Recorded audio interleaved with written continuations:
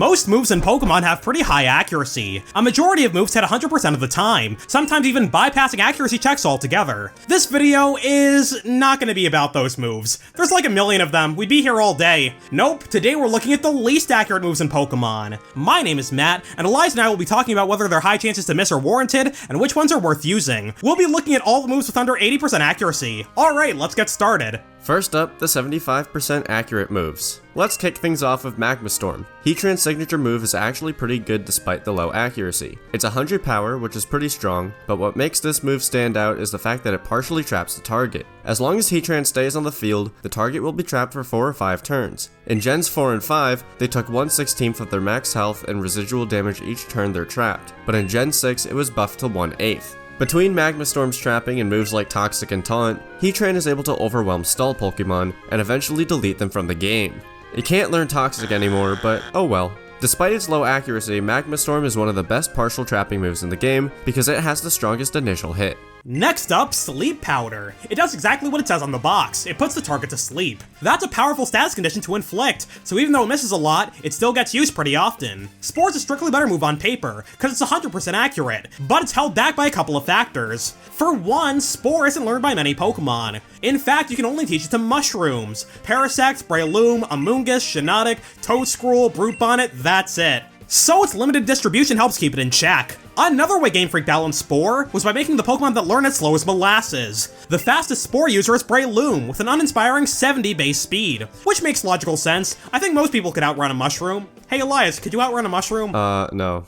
Oh. That's a shame. Actually, one quick asterisk. Toedscruel is faster than Breloom, clocking with a solid base speed of 100 and a 13-second 100-meter sprint. Is that a good sprint time? I'm pretty sure that's good. Unfortunately, it's held back by its ability Mycelium Might. It causes Toedscruel's status move to ignore most other abilities, but when it uses said status moves, its speed is effectively set to 0. It'll always move last in its priority bracket, meaning every other Spore user actually beats it to the punch. Sleep Powder's low accuracy means it can be more widespread, because you're not guaranteed to put anything to sleep by any means. But a bunch of Pokemon appreciate this move anyway, because the chance to inflict sleep is really handy. As of Gen 6 though, Grass types are immune to Powder and Spore-based moves, which includes Spore and Sleep Powder, so these moves aren't quite as effective as they used to be. But that's where our next move comes into play. Lovely Kiss is a clone of Sleep Powder, and is Jynx's signature move. This move is handy in battle for all of the same reasons, plus one more. Lovely Kiss isn't a powder move, so grass types can get hit by it. Despite being able to use Spore, Smeargle occasionally uses Lovely Kiss in competitive play for that reason. Spore is the more common move in VGC. I did it. Let's go!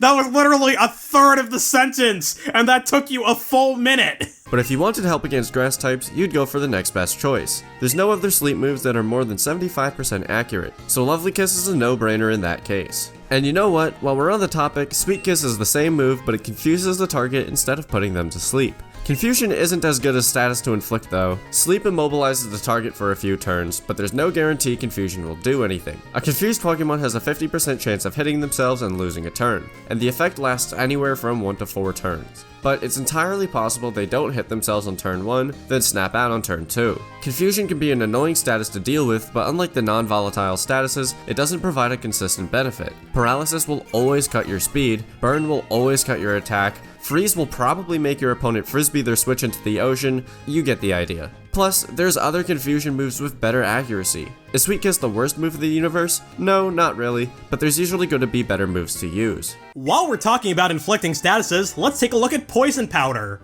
No. A 75% chance to cause a regular poison just isn't worth it in most generations. In Gens 1 through 7, Toxic is a universal TM, and it has a 90% chance of badly poisoning the target. And in modern generations, Toxic never misses if a poison type uses it. A badly poisoned Pokemon takes more damage than a normally poisoned one, and since every Poison Powder user could also learn Toxic, a 75% accurate poison move just isn't worth it. In Generation 8, Toxic lost its universal TM status, but Poison Powder still isn't really worth using. There are more reliable ways to poison Pokemon, like setting up Toxic Spikes, or just picking a Pokemon that can still learn Toxic. Not gonna lie, Toxic doesn't look like a word to me right now. Most Pokemon that can learn Poison Powder have better things to do. Many of these Pokemon can learn Sleep moves too, which is a better status in the long run. Fellas like Amoonguss, Breloom, and Toedscruel are better off using Spore instead of Poison Powder. Victory Belt, Yeah, that's what the Pokemon is called. I don't know why I stopped.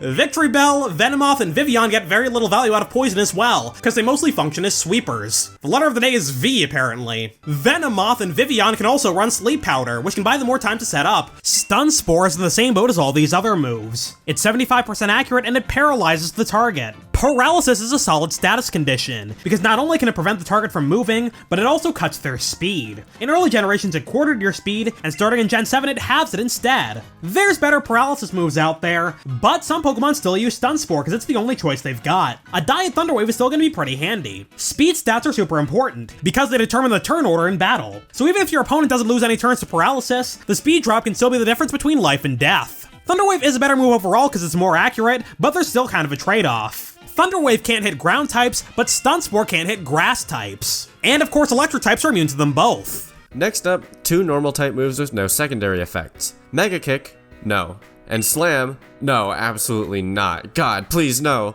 You have to include the office clip there. That's the only way it will work. Do I? It's the only way it will work. Do I, though? Mega Kick is 120 power, which is pretty strong, but it's not worth using because of its low accuracy. Why use Mega Kick when there's like a million normal type moves that are more reliable? Slam is also a terrible move, but it's even worse because it's only 80 power, and it's got a terrible name as well. How are you going to call a move Slam when Body Slam also exists? But that's besides the point. By the way, Body Slam outclasses this move in every way. It's stronger, more accurate, and it actually has a secondary effect. A 30% chance to paralyze is better than quite a few electric-type moves. Most Pokemon that can learn Slam can also learn Body Slam. Who would have thunk? So you're better off just picking the straight-up better move. Apparently, nobody told Lance about Body Slam though, because 3 of his Pokemon in Red and Blue know Slam. Dragonair and Dragonite can learn Body Slam, so you gotta wonder why Lance is using a strictly worse move. How did this guy become the champion in Gen 2 anyway? You know what, Lance, you're fired. I'm the Indigo League champion now. Now I'm the champion of 2 regions. Actually, you know what? If we're making a follow-up to Ruby, Sapphire, and Emerald, we can make the champion whoever we want. So, screw it. I'm declaring myself the champion. Yeah, this is part of your never-ending crusade to become the champion of every region. Actually, you know what? Screw it. You're the Paldea champion. Gita sucks. Let's go! Alright, my team is gonna be a Feraligatr, a Torterra, a Dialga. Iron Head is the quintessential physical steel type move. It's 80 power, 100% accurate, and it has a chance to flinch. Awesome, now what if we made it terrible? Iron Tail is 100 power and 75% accurate, and it's got a 30% chance to lower the target's defense by 1 stage. So it's the same power and accuracy as Magma Storm, but the secondary effect isn't as good. Heat Train uses Magma Storm because the trapping effect is really handy. Iron Head isn't used often because there's more reliable alternatives. If you really wanted the extra power, Iron Tail isn't completely unusable or anything, but 99.9999999% of the time, you're gonna be better off using Iron Head. Dragon Rush is a clone of Iron Tail. Instead of a chance to lower defense, Dragon Rush has a 20% chance to make the target flinch. And it's in a pretty similar situation to Iron Tail. Dragon Claw is 80 power and 100% accurate, but there's also Outrage, which is 120 power, 100% accurate, and hits 2 to 3 turns in a row with 1 power point. Most physical dragon types go for Outrage because that kind of power is really handy, even though it confuses you once the move is over. If you don't want to deal with that though, you're probably best off going with Dragon Claw, so Dragon Rush kind of falls to the wayside, because there's a handful of other options and they're more reliable to various extents. But if you have a way of raising your accuracy, then Iron Tail and Dragon Rush are solid options. Orthworm can learn Coil, which is basically bulk up on steroids. On top of raising your attack and defense, Coil also raises your accuracy by 1 stage. That turns the 75% accurate Iron Tail into a 100% accurate move, or 133% if you use it twice. You know how it is. You know what, while we're at it, here's another clone. Sort of. Egg Bomb is also 100 power and 75% accurate, and to this day, the only Pokemon that can learn it are Execute, Executor, Chansey, and Blissey. Mew could learn it too back in Gen 1 because for whatever reason it's a TM in those games. Mew is famous for learning all of the TMs and tutor moves and such, so it gets this move by default as well. But don't you think that's kind of a waste? Making a move machine learnable, but then giving it to so few Pokemon. Anyway, what secondary effect did Egg Bomb have? Maybe a chance to burn or lower defense? Yeah, how about... Ooh, nothing! I'm gonna edit in, like, me singing a chord later. It does have a secondary effect. It literally doesn't. Being delicious and a great start to your day. You know what? You're fired. Yup, Egg Bomb has no secondary effect. So thanks to that, plus its low accuracy, it's outclassed by about 1 trillion other moves. Return, Body Slam, Hyper Voice, Double Edge, Boom Burst, stubbing your toe on a rock. You're better off using pretty much any of these normal type moves. That being said, Egg Bomb is a physical move, and Chansey has, you know, the worst physical attacks out of the entire game. Exeggutor is a special attacker, and you can learn basically everything, so there's just no reason for any Pokemon to use this move. Oh yeah, and it's also just a worse version of Mega Kick, which is already atrocious. Alright, now let's move on to the 70% accurate moves, starting with Focus Blast.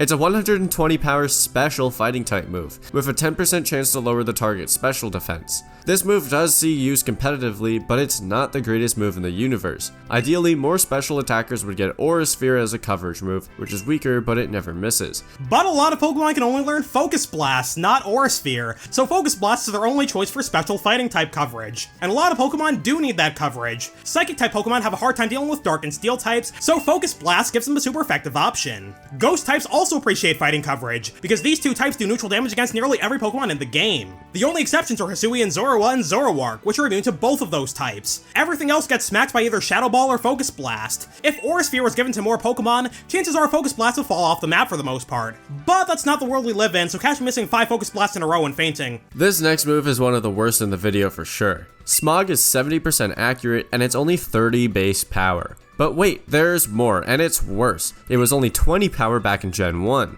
It's got a 40% chance to poison the target, which is the highest of any attack besides Mortal Spin. But guess what, fellas? Sludge Bomb is 3 times as strong, perfectly accurate, and it has a 30% chance to poison, which is still high. Yeah, what is this? So I translated that same paragraph into Wingdings. Ignore that, skip that. Actually, for that matter, you know what other move is better than Smog? Poison Sting. It's 15 base power, making it the second weakest move in the entire game, but it's perfectly accurate and also has a 30% poison chance. Smog's marginally higher poison chance doesn't warrant such a low accuracy. 70% is absolutely atrocious. Early game moves shouldn't be so inaccurate if you ask me.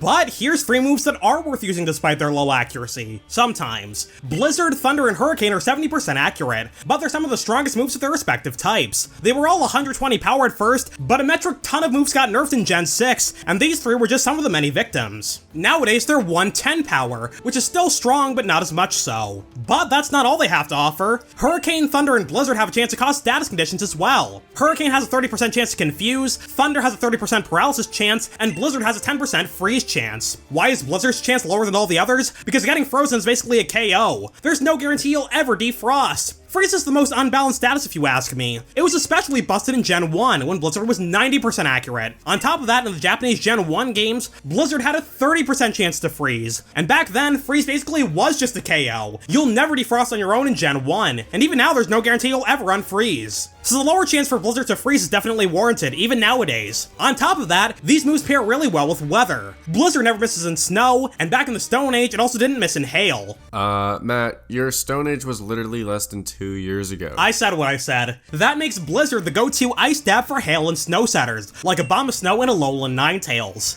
In the same vein, Thunder and Hurricane never miss in the rain. Zapdos can learn both moves, which makes it a force to be reckoned with on rain teams, even though it's not water type. And plenty of other Pokemon appreciate the accuracy boost as well. Kyogre is banned in a lot of competitive formats, which makes Pelipper the quintessential rain setter in many cases. I've used the word quintessential twice in this video, what am I doing? It can learn Hurricane as well, which gives it more of a presence offensively. It's not just there to set up the rain and die. If you're playing a format where Kyogre is allowed, it also uses the rain to power up moves like Water Spout, Origin Pulse, and Thunder. But without weather, Blizzard, Thunder, and Hurricane aren't as common. 70% accuracy is too low to be reliable. Some flying types will use Hurricane without rain, but that's just because there aren't many special flying type moves. There's Hurricane, and then the next strongest option is Air Slash, which is just 75 base power. Mega Pidgeot loves Hurricane though, thanks to its ability No Guard. It causes all its moves to bypass accuracy checks, meaning that they'll never miss. So Hurricane is its best flying stab bar none. Rotom Frost also uses Blizzard, but that's just because it can't learn Ice Beam. So these moves are great in some contexts, but still usable in others. There's a bunch of sleep moves coming up here at the bottom of the barrel, which makes sense. If too many Pokemon learn Spore, this would probably be the worst game in the universe. These moves are all pretty similar to each other, except for one we'll get to in due time. Hypnosis is a Psychic-type sleep move that's 60% accurate.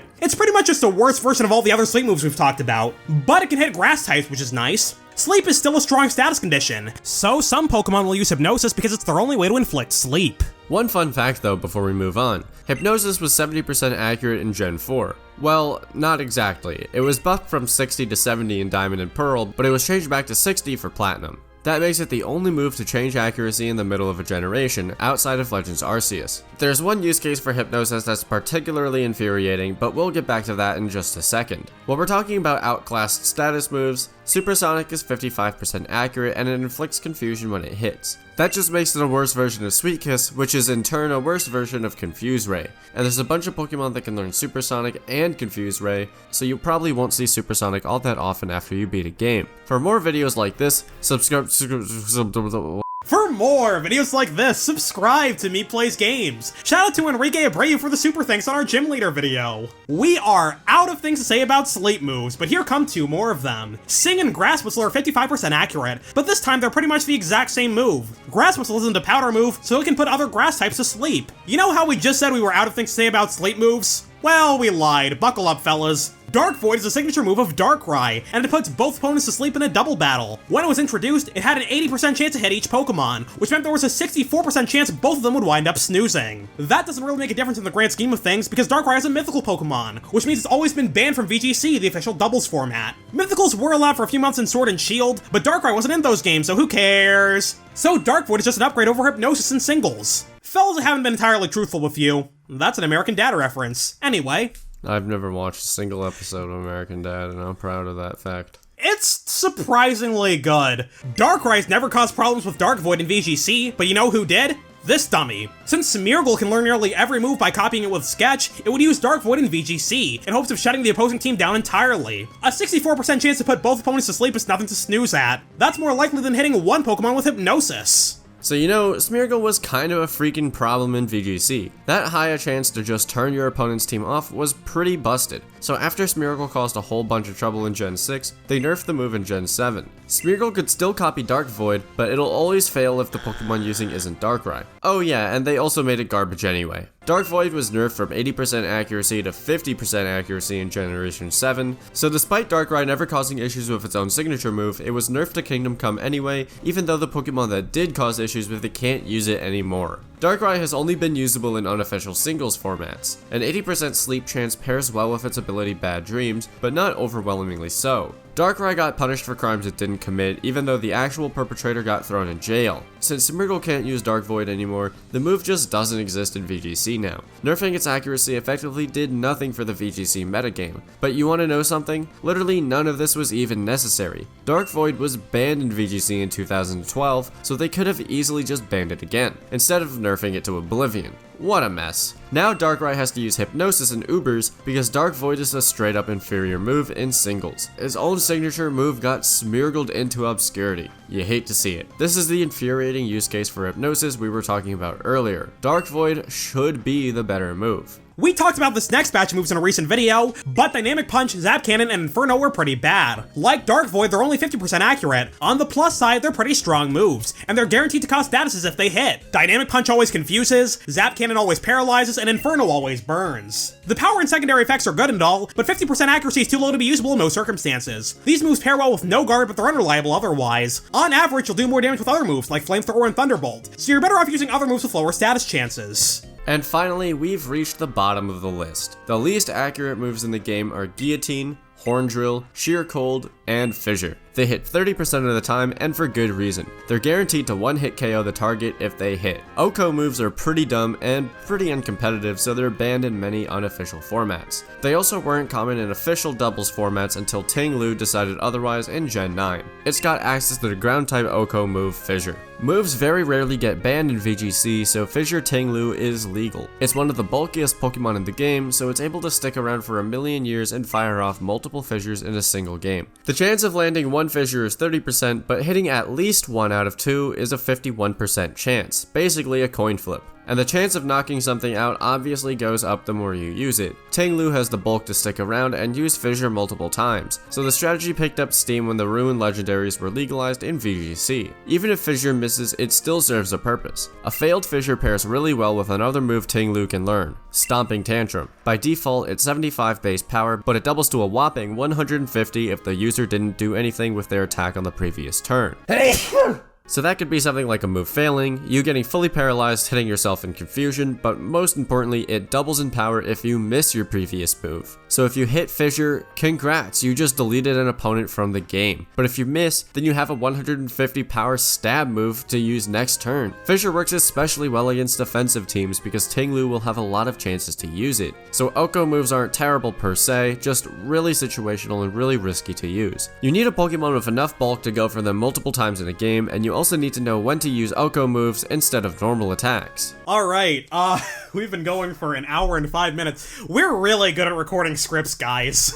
We promise. This hour of recording is going to be cut down to like 20 minutes. One-hit KO moves can also be handy during playthroughs, especially in a solo run. The move's base accuracy is 30%, but 1% is added for each level you have over the target. If you're a lower level, the moves automatically fail. You have to be the same level or higher for them to work. So if you're level 100 and you use Horn Drill against a level 40, the move will be 90% accurate. That's a base accuracy of 30 plus the 60 level advantage. I used that for a Diglett solo run in Fire Red a couple of years ago, spamming 60% accurate Fissures to beat Lorelei. Was it a silly strategy? Sure, but what else was I supposed to do? Let myself get hit by ice beams and die? One last fun fact about Oko moves before we wrap up. Sheer Cold usually has a base accuracy of 30%, but starting in Gen 7 it drops to 20% if the user isn't Ice type. Does that make a difference in the grand scheme of things? No, not really. The only non-Ice types that can normally learn it are Kyogre and Suicune, so unless you get Sheer Cold from Metronome or some other shenanigans, this nerf only affects these two legendaries. Well, that's all we got for today. Click the link on the end screen to listen to a new episode of our podcast, MEPlaysGames, which we're about to go record. We'll be asking each other a bunch of would you rather questions. Leave a comment with any other topics you'd like to see videos about. We'll see you all next time. Good night, fellas. Sleep well.